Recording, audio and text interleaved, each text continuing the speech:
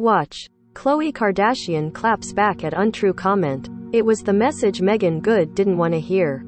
After a routine visit to her gynecologist, the Harlem star was faced with a uterine cancer scare after her doctor discovered abnormal cells in her uterus. After experts ordered her to do a biopsy, the cells were removed. Close to 10 years after the scary appointment, Meagan is partnering up with Force, Share, Black Health Matters and ISI Inc. on the Spot Her campaign to help raise awareness about endometrial cancer, the most common type of uterine cancer.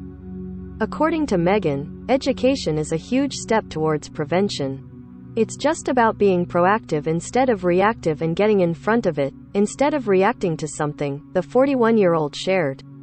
I wasn't taking care of myself regularly. Meagan, who recently split from her husband Devin Franklin after 9 years of marriage, is also focusing on her inner peace during this time of her life. You have to have a tribe of people who are always going to cover you and pray for you and have you, she explained, and that is massively important. In an exclusive interview with E! News, Meagan explained how she is focused more than ever on her physical, mental and spiritual health. Keep reading for her. Message to women around the world. Meagan Good. Part of it is when your life is aligning with the things that God's really put in your heart and who you really are as a human being. When you're putting those things back into the world, I think things come to you. And this for me is super important because it is a conversation that we're not having, and especially within the Black community. When you look at the statistics, it's only 53% of Black women who are diagnosed early. That's terrifying. For me, I just want to be a resource and a help. Do you have any advice for women who may be scared to broach this topic with their doctor, friends or family? What can they do to get that conversation? You only have one life and we have to be our biggest advocates.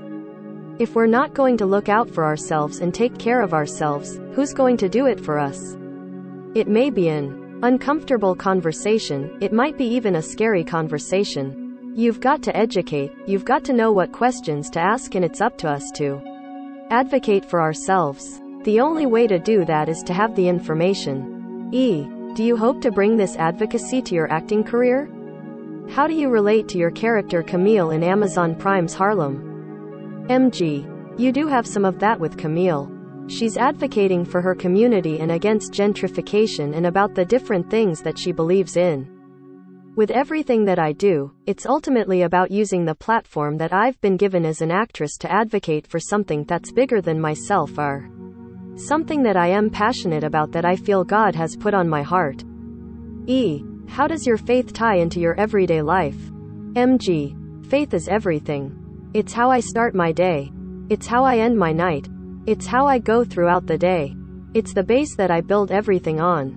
When I get in the car, the first thing I listen to is something uplifting to put into my spirit, because what we listen to does subconsciously land in our spirits. I try to make sure the first thing that hits me is something that's affirming and edifying, and then after that, I'll listen to something a little bit ratchet. My faith is my compass. In a recent Instagram post, you talked about committing to your inner peace. What does that look like for you? Being unapologetic, being who I am and continuing to seek God, and being bold and just not apologizing for the things that I need to do from my heart and from my spirit. It's definitely a different season, but my eyes are on God and that's my focus, and in that, I am not apologizing so much and accepting that not everybody's gonna see your heart and some people are dead set on misunderstanding you, and that's okay. In a season, I think it's just me and God time, and figuring it out, walking it out and not judging myself and not being hard on myself. This interview has been edited and condensed for length and clarity.